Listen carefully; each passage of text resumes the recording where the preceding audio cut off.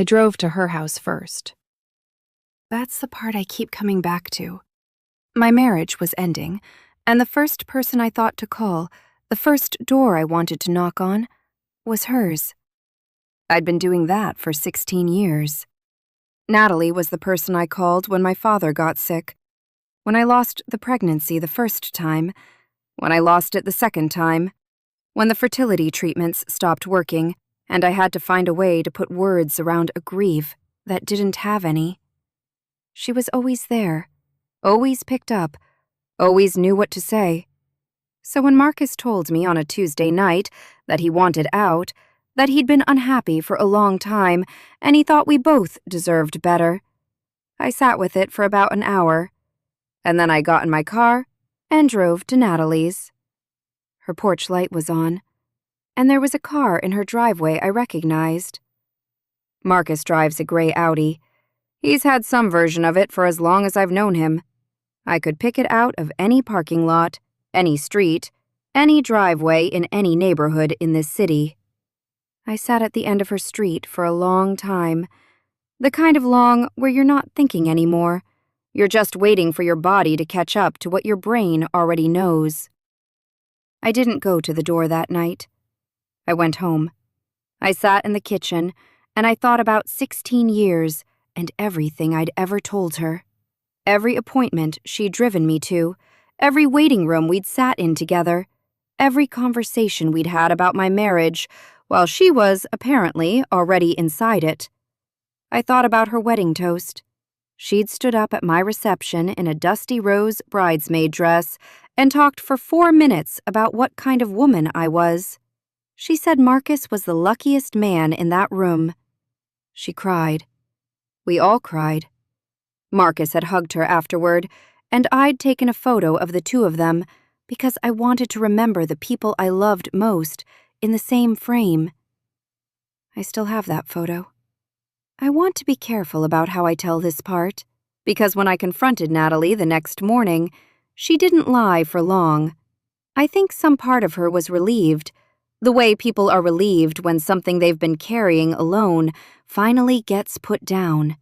She told me it had been going on for 2 years, that it had started at my birthday dinner, of all things, when I'd left early because I wasn't feeling well. They'd stayed, and somewhere between the second bottle of wine and the parking lot, something had shifted. She said, and I want you to hear this exactly. She said, I know this is devastating, but I need you to know it's real. It wasn't nothing. We fell in love. We fell in love. As if that were a defense. As if love were something that happened to you rather than something you chose.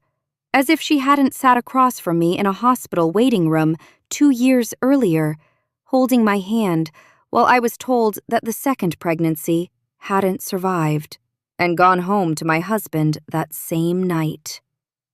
I didn't scream. I didn't cry. I looked at her for a long moment, and then I asked her one question. I asked her how many of our conversations she'd told him about. She didn't answer, which was its own answer. I walked out. I sat in my car, and I made a decision. Not out of anger, out of something much quieter than that. Natalie had built something over the last decade that she was very proud of. A private practice, a specialty in marriage and family therapy. She had a website with a photo of her smiling and a tagline about helping couples rebuild trust. She spoke at conferences. She supervised interns. She had a license from the state board that said she was qualified to sit across from people in their most vulnerable moments and help them heal. I thought about that license for a long time. I didn't move fast. That was important to me. I needed to be certain. Not just that what I was doing was right, but that it was airtight.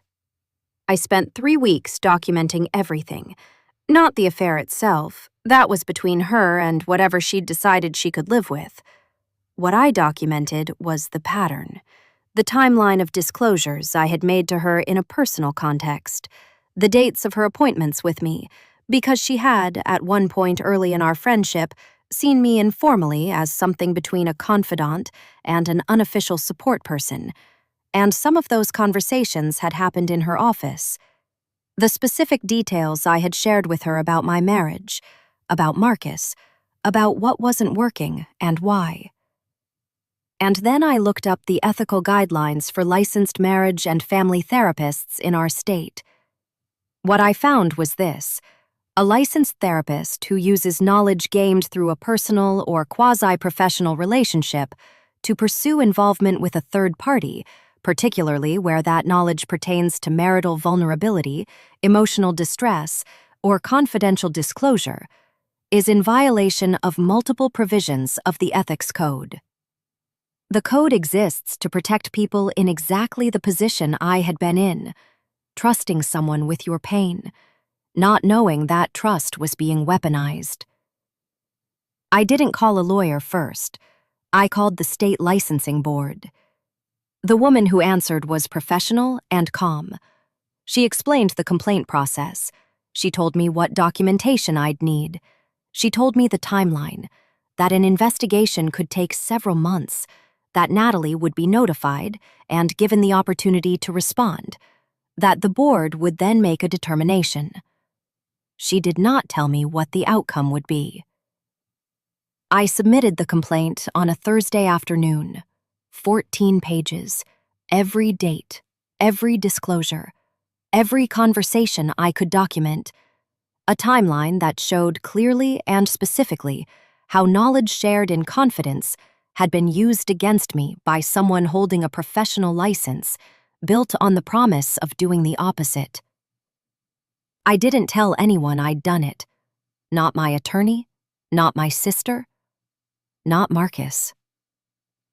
The divorce proceeded the way divorces do, slowly, expensively, with lawyers translating every feeling into a number. Marcus had already moved in with Natalie by the time the first mediation session was scheduled. He sat across from me at a long table and looked at me the way you look at someone you've already mentally relocated to the past. I let him. 91 days after I submitted the complaint, I received a letter from the board. The investigation had been completed. The complaint had been reviewed. The findings were substantiated. Natalie's license was suspended pending a formal disciplinary hearing. She was required to cease practice immediately. Her clients, the couples she was helping rebuild trust, were notified that she was no longer able to see them. I read that letter 3 times, and then I folded it and put it in the same drawer where I keep the photo from my wedding. The disciplinary hearing was 2 months after the suspension. I didn't attend. I didn't need to. I'd submitted everything the board needed. My presence wasn't required for the process to work. That was actually the part that brought me the most peace, that the mechanism existed, that it functioned, that it didn't need me in the room to reach the right conclusion. Natalie's license was revoked. Not suspended, not placed on probation, revoked. Permanently. The practice she'd spent a decade building, the website, the specialty, the conferences, the interns, all of it predicated on a license she no longer held. She could reapply after 5 years. The board's findings would be part of her permanent record. Any future licensing body in any state would see them. Marcus found out the same day she did. He called me, which surprised me. I almost didn't pick up. When I did, he didn't say anything for a moment, and then he said, very carefully, "Did you do this?" I told him yes. He said it wasn't fair, that her career had nothing to do with what happened between us, that I'd taken something that was between 3 people and turned it into a professional execution. I let him finish, and then I said, "She sat with me in a waiting room while I was told my second pregnancy hadn't survived, and she went home to you that night. Her career had everything to do with what happened between us." He didn't say anything after that. I hung up. The divorce was finalized 4 months later. I kept the house. I kept more than he expected me to keep because I had documentation he didn't know existed. The same instinct that had served me with the board had served me in mediation, too. I had receipts. I had records. I had 11 years of a life that I had not been sleepwalking through, even when it felt that way. I want to be honest about something. There are nights when I think about Natalie, not with anger, but with something sadder than that. 16 years is a long time. She knew things about me that no one else knew, and some part of me still reaches for the phone when something hard happens, and for just a second, before I remember, I almost call her. That part doesn't go away quickly. Maybe it doesn't go away at all. But it gets quieter. What I know is that she made choices, in rooms I wasn't in, with information I gave her freely because I trusted her. And when she made those choices, she didn't just betray a friendship. She violated something the state had licensed her to protect.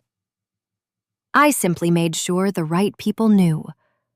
She built a career on helping people trust again after betrayal, on the idea that even the most broken thing could be repaired if someone skilled enough was in the room. She just never counted on me being that skilled. I had a very good teacher.